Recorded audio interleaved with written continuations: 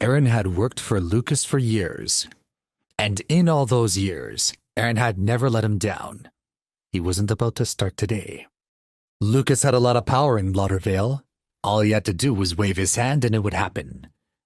In Laudervale, Lucas was known as something of a middleman within the shadier underbelly of the city.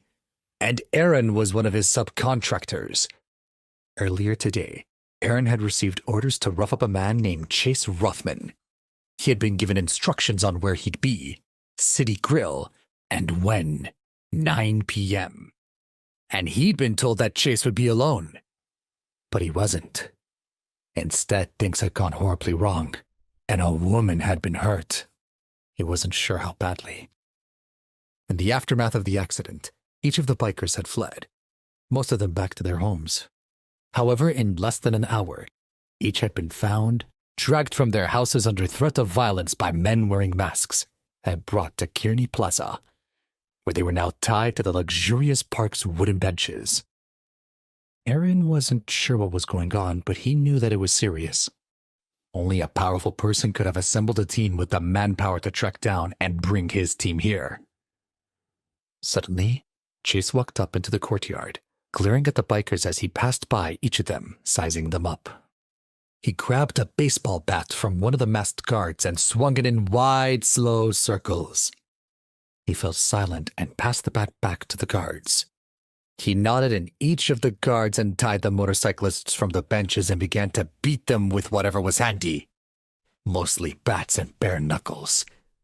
He watched on, expressionless. 5 minutes later, all the motorcyclists were lying on the ground, bruised and bloody. Chase sat down on one of the benches and lit up a cigarette. Smoke curled up around him as his vision flashed past like a sharp knife.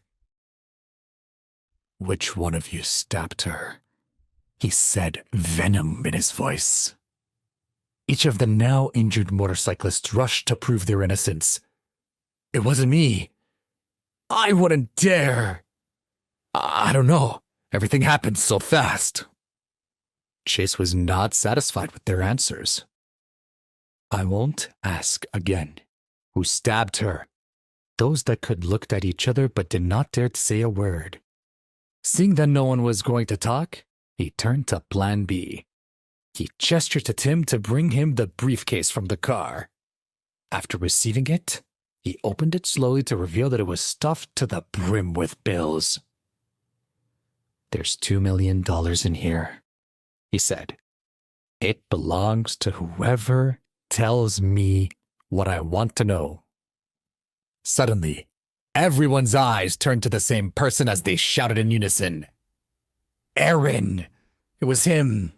He did it! We wanted to stop. It happened so fast."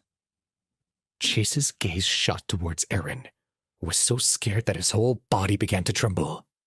He immediately kneeled in front of him and begged for mercy. "Please, I was wrong. I didn't mean to. Please, spare my life. I'm begging you." Chase's eyes were cold. He had no mercy to give. He nodded at Tim. At Chase's command, Tim waved over to bodyguards who brought Aaron up to his feet and pulled him over to the edge of the courtyard while he continued to scream for mercy. "Please, I was wrong. Forgive me. If you spare my life, I will give it to you. Anything you want." Chase was unmoved. Aaron had nearly taken the life of the person he loved most in the world. Everyone stood perfectly still as they listened to Aaron's pleading get softer and softer until it was no longer audible. The silence was bone-chilling. Chase was not done yet. He still had more business to attend to. He kicked over the briefcase with the money, scattering it all over the ground.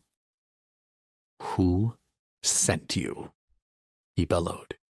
The bikers rushed toward the money as if they had gone mad. They grabbed fistfuls of bills as they shouted, "Lucas! Lucas gave the order. Lucas Johnson!" Chase lowered his head and looked at the bikers clutching onto their money. His gaze turned cold. He had his next target. It was 11 p.m., and it had been raining for hours. All of Laudervale seemed to be covered with a layer of gloom as the storm kept everyone at home. People said to themselves that it was the worst storm they had seen in more than 10 years. Chuck was sitting at home when there was a hurried, unceasing knock on his door. He opened it and saw Lucas kneeling on the ground before him, soaked to the bone. When Lucas saw him, he grasped at his leg and let out a loud sob. Please, please, spare my life. Chuck was confused.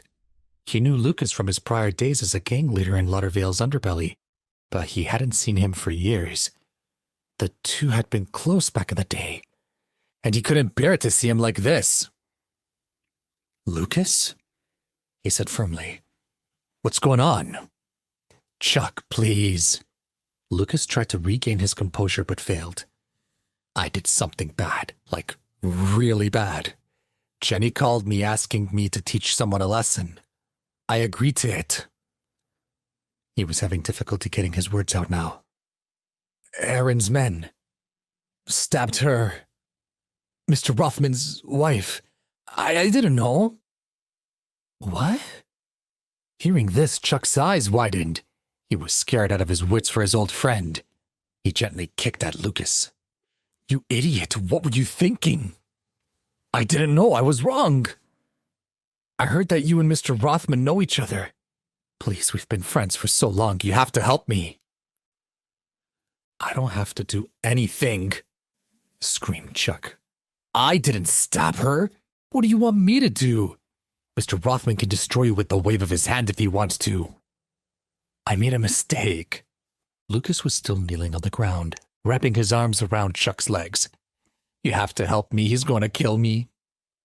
Chuck sighed. What could he do? He pulled Lucas to his feet.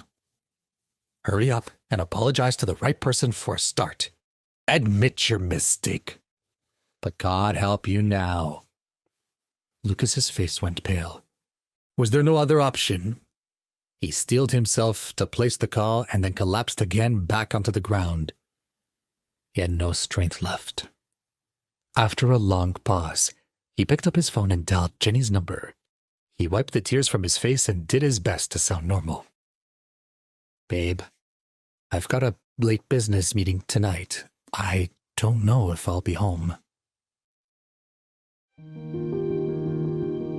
Please subscribe to the Pocket FM YouTube channel and press the bell icon for instant notification. Check out our channel for more such exciting shows.